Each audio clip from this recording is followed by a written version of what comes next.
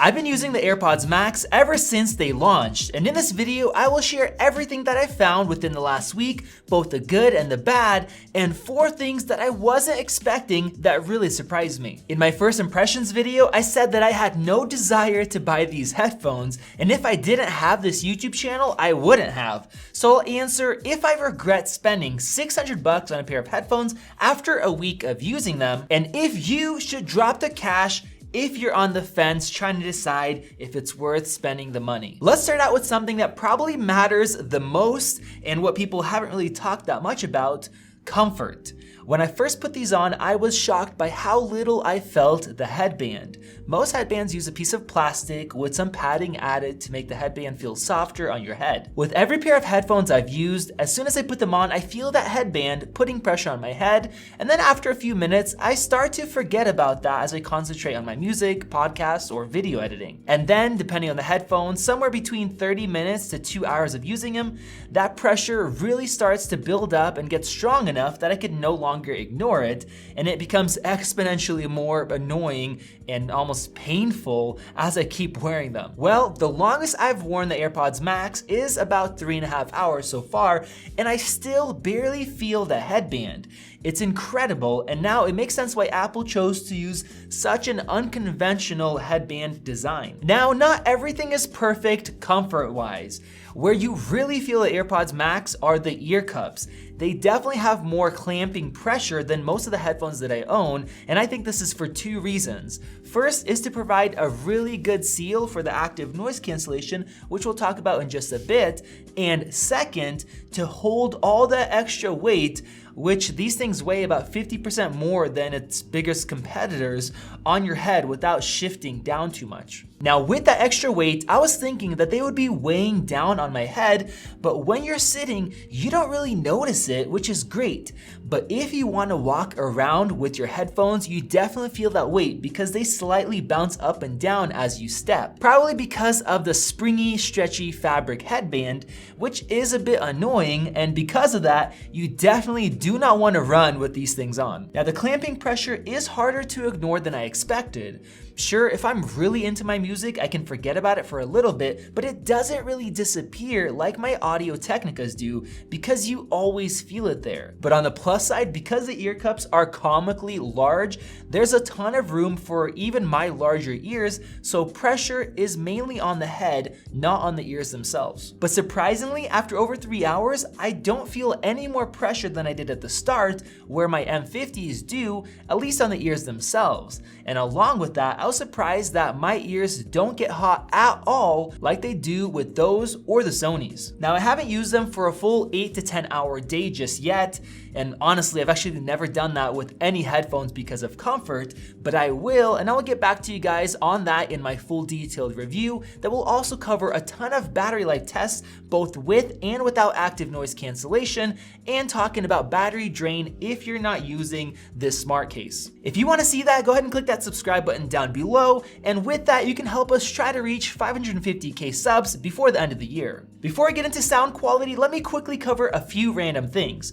First off, the quality of the microphones is shockingly good, and not only in the way that you would expect. Let's start out by taking a listen to how it compares to the Sony XM4s. This is the microphone quality of the Sony XM4s in a fairly noisy room. And this is the microphone quality of the AirPods Max in a fairly noisy environment. This is the microphone quality of the Sony XM4s in a really quiet room. This is the microphone quality of the AirPods Max in a really quiet room. Not only do the microphones sound very clear, they sound almost identical whether you're in a loud room or in a quiet room. The AirPods Pros also sound good, but when there's a lot of noise, like if you're driving in a car, it gets much tougher to hear you. I wore these in my truck a few times, and my wife had no issues hearing me. But here's what surprised me even more. I was using them early this morning and my wife called me. I picked up and I was pretty much whispering to her since my kids were sleeping, but she heard me perfectly fine. It's in these tough cases where I typically switch over to my phone instead of using my AirPod Pros because it starts to get tough to hear. But the microphones that are in here, which there's actually 3 mics that pick up your voice, are amazing. And I think that's because we have the extra mics with 1 dedicated microphone unit and really good processing. Next, I love the controls that Apple went with. Not only do they work really well, but they feel so nice to use. Apple's able to perfectly balance having enough pressure needed not to click them accidentally when you're putting them on or if you're adjusting them, but also not putting enough pressure down when you press to shift the headphones down if you're switching modes or adjusting and skipping tracks. And with that, they do not feel mushy at all or too springy. And even though we technically only have 2 buttons, you still have access to everything that you need. And if you want to add the off mode to the active noise cancellation toggle, you can do that in the settings. And then lastly, the digital crown is just amazing to quickly and precisely adjust volume. It is vastly superior to having a touch surface or having multiple buttons that you have to keep clicking to adjust your volume. Next, let's talk about Bluetooth.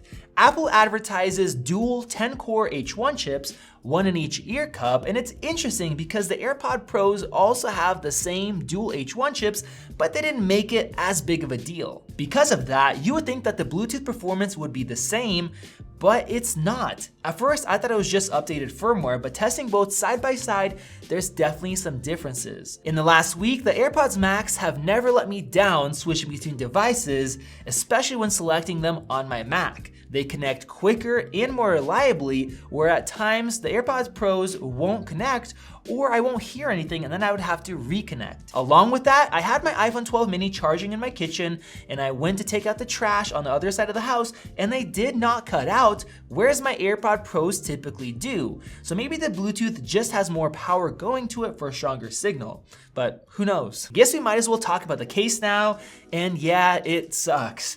I do understand why Apple went with this style of case since it keeps the headphones super slim and you don't have to adjust the headband to get it to fit into the case like you do with others, but it doesn't completely protect the ear cups, and the magnets for the flap sometimes is just not that strong when I'm putting them in and closing it. I understand that they want to make everything simple and they want these to match the other AirPods where you just put them in the case to turn them off and then you pull them out to turn them on, but they should have included some way to manually shut these off. I still think that they could with the firmware update, possibly allowing you to press down this button for 5 seconds to manually shut them off, so hopefully they end up doing that. And now let's talk about the active noise cancellation, and it is out of this world, beating out the best Bose and Sony headphones. With that, I also didn't find the constant pressure of the ANC working to cancel out noise to be an issue when I was listening to music or podcasts, but when I used them for about a half hour just to block out noise, the pressure definitely started to build up and kind of get to me, and this can definitely be an issue for some people. Now, the only thing that makes sense to me is if the noise cancellation strength gets turned down as the volume of your content goes up.